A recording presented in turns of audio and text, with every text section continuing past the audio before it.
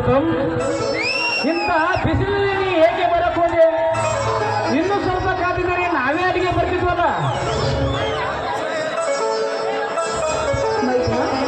ಎಷ್ಟು ಬೆಳೆದು ಬಂದಿದೆಯಲ್ಲಪ್ಪ. ಈ ನಿನ್ನ ಅತ್ತಿಗೆ ಸೀರೆ ಸರಿಗಿಂತ ಅತ್ತಿಗಮ್ಮ, ಈ ನಿಮ್ಮ ದೊಡ್ಡ ಮಗಳು ಎಷ್ಟು ಬರೋದು ಕಮ್ಮಿ.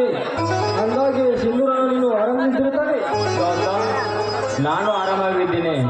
ಧರ್ಮವಂತ ಈ ನನ್ನನ ಆಶೀರ್ವಾದ ನನ್ನ ತಲೆ ಮೇಲೆ ಇರುವವರೆಗೂ ನನಗೆ ಯಾವ ರೋಗ ರುಜುಗಳು ಬರಲು ಸಾಧ್ಯವಿಲ್ಲ. ಅಣ್ಣ, ಆ ಸಾಕ್ಷಾತ್ ಪಾರ್ವತಿ ಪರಮೇಶ್ವರನ ಆಶೀರ್ವಾದ, ಶ್ರೀರಾಮಚಂದ್ರನಂತ ಚಂದ್ರನ ಆಶೀರ್ವಾದ ನನ್ನ ತಲೆ ಮೇಲೆ ಇರುವಾಗ ಈ ಸಲ MBBS ಪರೀಕ್ಷೆಯನ್ನು ಫಸ್ಟ್ ರ್ಯಾಂಕಲ್ಲಿ ಬರುತ್ತೆ. ತಮ್ಮ, ನೀನೊಬ್ಬ ಚೆನ್ನಾಗಿ ಪಾಸಾಗಿ ಒಳ್ಳೆಯ ಒಬ್ಬ ವಿದ್ಯಾವಂತನಾಗಿ ಈ ಮೂರಿನ ಬಡ ರೈತರಿಗೆ ಉಚಿತ ಸೇವೆ ಮಾಡಿದಾಗಲೇ ನಿನ್ನನ್ನು ಕಷ್ಟಪಟ್ಟು ಓದಿಸೋದಕ್ಕೆ ನಿನ್ನ ಅನ್ನ ಅತಿಗೆ ಜನ್ಮ ಸಾರ್ಥಕವಾಗುತ್ತದೆ ತಮ್ಮ, ಜನ್ಮ ಸಾರ್ಥಕವಾಗುತ್ತದೆ. ಹೌದು ಗೌತಮ್, ನಿನಗೆ ಸಾಕಷ್ಟು ಹಣ ಖರ್ಚು ಮಾಡಿ ಒಳ್ಳೆ ವಿದ್ಯಾವಂತನಾಗಿ ಮಾಡಿದಾರಲ್ಲ, ಈ ನಿನ್ನ ಅಣ್ಣ ಅತ್ತಿಗೆರನ್ನ ತೀರಿಸಬೇಕಾದರೆ ಈ ಹಳ್ಳಿಗಳಲ್ಲಿ ಒಂದು ಉಚಿತವಾದ ಆಸ್ಪತ್ರೆಯನ್ನು ತೆಗೆದು ರೋಗಿಗಳಿಗೆ ನಿತ್ಯವಂತ ಡಾಕ್ಟರ್ ನೀನಾಗಬೇಕು ಗೌತಮ್, ನೀನಾಗಬೇಕು. ಆಯ್ತು ಸಿಂಧೂರಣ್ಣ, ನಿನಗೆ ಸಾಕಷ್ಟು ಹೊಲಮಣಿ ಇದ್ದರು ಏನು ಇಲ್ಲದಂತೆ ಅನಾಥನಂತೆ ಆ ಚೆನ್ನಾಗಿ ಮಳೆ ಜೀವನವಾಗಿ ದುಡಿಯುತ್ತೆ ಅಲ್ಲ, ಅದಕ್ಕೆ ಕಾರಣಗಳು ಏನೆಂದು ತಿಳಿದುಕೊಳ್ಳಬಹುದೇ?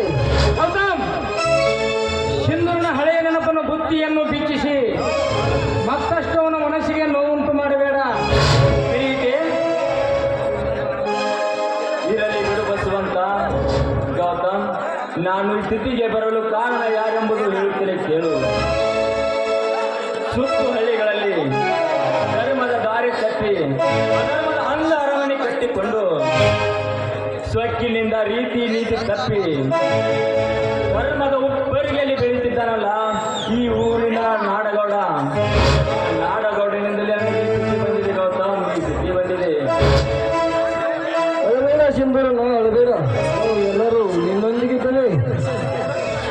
ಸಿಂಧೂರ, ಕಾಲಚಕ್ರ ತಿರುಗುತ್ತಲೇ ಇರುತ್ತದೆ.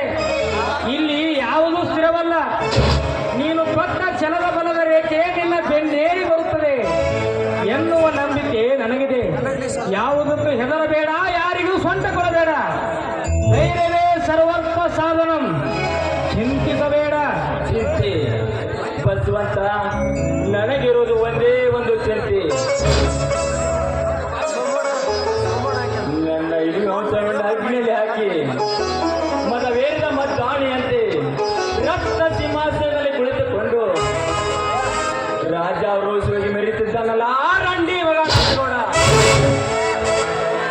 ಅವನಿಂದಲೇ ನನಗೆ ಈ ಸ್ಥಿತಿ ಬಂದಿದೆ ಗೌತಮ್. ಸಿಂಧೂರ, ಈ ಕಾಲ ಬಹಳ ಕೆಟ್ಟದ್ದು. ನಾ ಆಡುವ ಆಟದಲ್ಲಿ ಸ್ವಲ್ಪನಾದರೂ ಮಿಸ್ ಆದರೆ ನಾವು ಸ್ವಂತ ಮುರಿದುಕೊಂಡು ಮೂಲೆ ಸೇರಬೇಕಾಗುತ್ತದೆ. ನಾವು ಸಮಯ ಸಾಧಿಸಿ ಆ ನಾಡಗೌಡನಿಗೆ ತಕ್ಕ ಪಾಠ ಕಲಿಸೋಣ. ಆ ನಾಡುಗಳನ್ನ ನಂದಿಸಬೇಕಾದರೆ ನಾನು ಕೈಯಲ್ಲಿ ಕೊಂಡು ಹಿಡಿದುಕೊಂಡು ಅವನ ಕರ್ಮದ ಅರಮನೆಗೆ ಕಾಲಿಡಲೇಬೇಕು.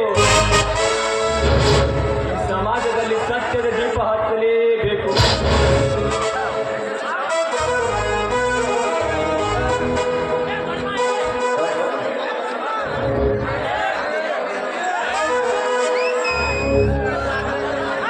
ಆ ನಾಡಗೌಡನ ಅನ್ಯಾಯ ಗುಡ್ಡದಷ್ಟು ಹತ್ರ ಬೆಳೀತಲೇ ಇದೆ.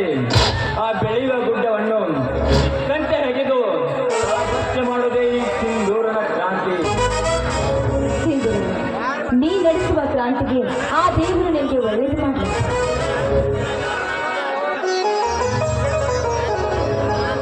ಅತ್ತಿಗಮ್ಮ, ಹೊಟ್ಟೆ ಹಸುವಿನಿಂದ ತಲೆಮಾರ್ತಾ ಇದೆ.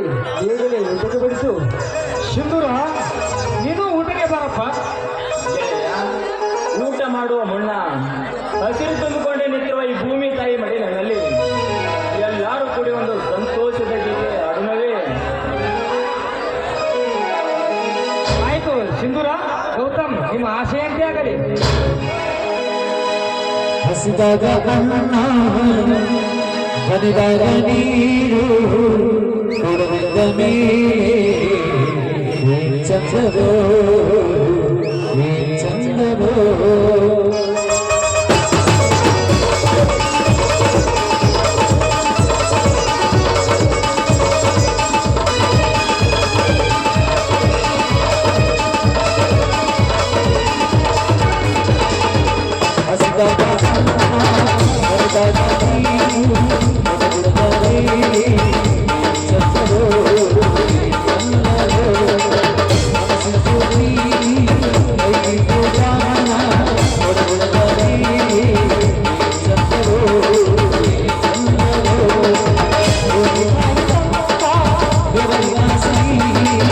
ಹಂಚಿಕೊಂಡು ನಿನಗೆ ಸತ್ತವೋ